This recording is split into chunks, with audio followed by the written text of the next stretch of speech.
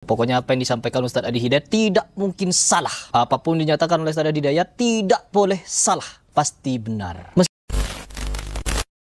Saya di sini sebenarnya kecewa. Sudah beberapa kali kecewa dengan Ustadz Adi Hidayat yang dimana beliau itu dari awal ketika memberikan statement pernyataan kepada guru sekumpul, yang dimana guru sekumpul katanya wali min auliyaillah. Lalu ketika saya memberikan protes di situ, beliau tidak merespon dan disusul dengan pernyataan Asy-Syu'ara surah pemusik, yang dimana semua asatid di situ memberikan tanggapan, hanya beberapa yang membela, yaitu seperti Koh Felix Yao, pokoknya orang-orang yang sekubu dengan beliau lah. Jadi mereka ini bukan mencari kebenaran, pembenaran. Ya, pokoknya apa yang disampaikan Ustadz Adi Hidayat tidak mungkin salah. Apapun dinyatakan oleh Ustadz Adi Hidayat tidak boleh salah, pasti benar. Meskipun menyatakan Asy-Syu'ara surah pemusik jelas salah, tapi mereka berusaha untuk membenar-benarkan itu. Oh benar loh Ustadz Adi Hidayat. Adi Hidayat itu orang yang paling sempurna, paling hebat, paling kuat hafalannya, paling mantap keilmuannya. Jadi tidak mungkin bisa salah. Benar terus, lempeng hidupnya, mantap, jos terus pokoknya.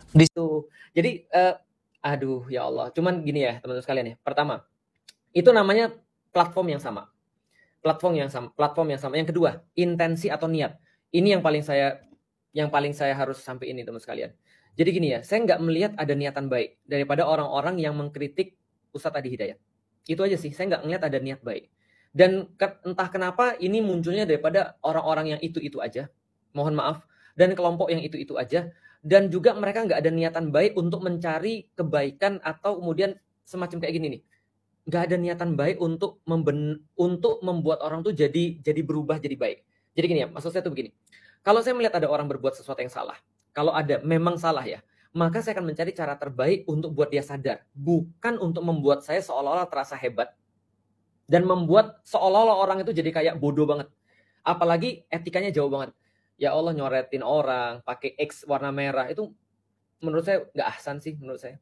Artinya menurut saya intensinya juga saya nggak dapet sih ada intensi yang baik untuk kemudian menjelaskan itu. Pertama, kamunya yang kemudian platformnya salah. Mungkin juga pengetahuanmu yang nggak sampai di titik itu kan ya. Artinya mungkin dan kebanyakan berprasangka dan judging dan sangat menuduh. Ustadz Adi Hidayat menyamakan Yesus dengan Isa, seolah-olah dalam narasi itu bahwasanya Ustadz Adi Hidayat itu menyamakan Isa di dalam Al-Quran dengan Yesus yang jadi Tuhan, kira-kira maksudnya begitu. Enggak gitu ceritanya. Orang sama sekali nggak ada itu framingnya luar biasa sih menurut saya. Jadi itu menurut saya sih nggak ada niatan baik sih. Artinya kalau saya ngelihat gini, ya udahlah ya, bagi teman-teman sekarang ya udah, teman-teman sudah saya jelasin, ada yang mau terima nggak ada masalah. Ada yang mau terima alhamdulillah. Nggak ada yang mau nggak terima juga nggak ada masalah. Karena tugasnya kan cuma menyampaikan apa yang saya pahami ya. Artinya ketika saya ditanya, bagaimana menurut saya tentang Ustadz Adi Hidayat yang berkata seperti itu, bagi saya luar biasa. Berapa banyak di antara ustadz-ustadz, saya selalu gini nih, saya selalu mikir gini, wah ini Ustadz Adi nih ya, ini kalau kita yang berada dalam kondisi seperti itu ya, lalu kemudian kita dibacain satu ayat misalnya, lalu kemudian kita ditanya misalnya, ada nggak sih di dalam Al-Quran ayat-ayat yang bahas kayak gini, seperti yang mereka selalu katakan lah, bahwasanya Katolik itu adalah agama cinta kasih dan segala macam. Terus kita tanya, maksudmu cinta kasih itu kayak apa nih? Ada nggak sih di dalam Alkitabmu yang kamu pikir ada ayat cinta kasih? Ternyata kalau kita bisa menunjukkan Islam punya sesuatu yang mirip-mirip dengan itu, bahkan lebih baik, itu kan akan menjadi sebuah pemikiran juga ya. Karena bagi orang-orang kayak saya, kita selalu membanding-bandingin dong antara kemudian Islam dengan Kristen. Kenapa saya harus masuk Islam? Bagi saya ketika saya sudah membanding-bandingkan itu, saya dapat, oh ternyata apa yang saya pahami di dalam Katolik tidak semuanya berbeda. Walaupun tentu saja saya memilih Islam, itu bukan hanya karena perbedaan-perbedaan itu, tapi jelas karena konsep tauhidnya. Tapi kita dikasih tahu nih, ini loh maksudnya. Nah, ada berapa banyak ustadz yang bisa hafal Quran dan mengkontekskan dengan apa yang dia coba untuk dakwahkan? Saya pikir nggak banyak sih. Dan kalau saya tuh merasa bersyukur ada orang kayak Ustadz Adi di pihak saya, serius. Dan bagi saya itu agak efforts kalau ada orang kayak Ustadz Adi, tapi bukan di pihak saya gitu maksudnya. Itu agak sedikit merepotkan sih. Tapi ya dia di pihak saya aja udah merepotkan. Apalagi dia di pihak yang taruhlah ya Ustadz Adi berdakwah di pihak yang salah. Aduh ya Allah. Itu saya pikir kayaknya kita harus punya PR banyak untuk belajar lagi gitu kan ya. Artinya kalau saya secara pribadi memandang bahwa itu adalah kelebihan Ustadz Adi. Bukan kekurangan Ustadz Adi yang perlu saya komentari.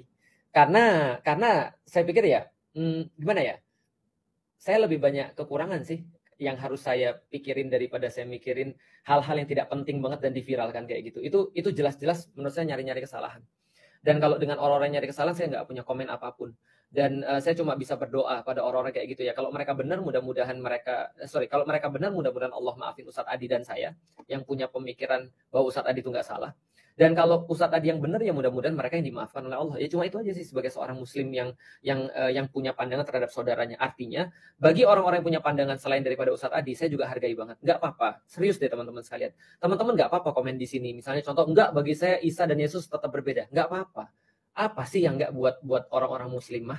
Orang kita itu di Muslim diajari, di Islam kita tuh diajari berbeda pendapat, bukan berarti harus satu kafir satu iman. Berbeda pendapat di dalam Islam tuh bukan berarti satu surga satu neraka. Nggak apa-apa antum nggak yakin juga. Antum setelah mendengarkan penjelasannya dan tetap antum yakin nggak sama, beda pokoknya beda, ya nggak apa-apa. Antum tetap saudara saya, ketemu tetap saya peluk gitu kan ya. Cuma saya tackle aja enggak gitu. Ketemu tetap saya peluk, tetap kemudian saya ucapkan salam, ketemu tetap saya kemudian happy gitu kan ya. Hanya saja menurut saya jangan sampai keyakinan kita itu kita gunakan untuk menjudging orang lain seolah-olah mereka yang berbeda dengan kita itu salah dan dosa maksiat. Konsekuensinya kita harus nerakain dia. Konsekuensinya kita harus nyesatin dia. Konsekuensinya kita harus menampilkan seolah-olah dia itu maksiat. Bro, nggak serta-merta sekali lagi ya. Kalau orang Muslim itu berbeda, nggak serta-merta satu salah satu benar, nggak serta-merta satu surga satu neraka, nggak serta-merta satu murtad satunya tetap beriman. Nggak gitu ceritanya. Coba deh belajar lagi. Artinya kalau kita berbicara tentang balik lagi ya, mudah-mudahan teman-teman dengan semua ini bisa lebih dewasa. Dan saya yakin pada satu titik yang kayak gini-gini, provokasi-provokasi yang kayak gini atau apa ya, hal-hal yang kayak gini ini sudah akan bisa ditinggalkan sama kita ya. Berhentilah mensupport atau apa ya, semacam kayak ngeramein orang-orang yang suka nyoretin wajah orang lain itu ya dengan dengan X itu ya. Kalau saya sih nggak apa-apa sih, saya kan motivator bukan ulama. Cuman ya kalau kayak Ustadz Adi sih, kalau saya sih bersyukur sih dan saya berdoa mudah-mudahan banyak keluar orang-orang kayak Ustadz Adi yang lain. Kenapa? Supaya saya bisa melanjutkan hobi saya dan keahlian saya, yaitu adalah bermalas-malasan. Serius. Kalau ada orang banyak kayak Ustadz Adi, Ustadz Somad gitu kan ya, dan orang-orang pinter dalam berdakwah dan masih muda ya, kan saya kan bisa santai ya kan, saya kan bisa tidur-tiduran, bisa enak happy gitu kan ya, bisa nonton, bisa main game gitu kan ya, apalah terserah. Yang penting saya nggak usah dakwah tiap hari karena sudah ada banyak yang bantu dakwah itu maksudnya.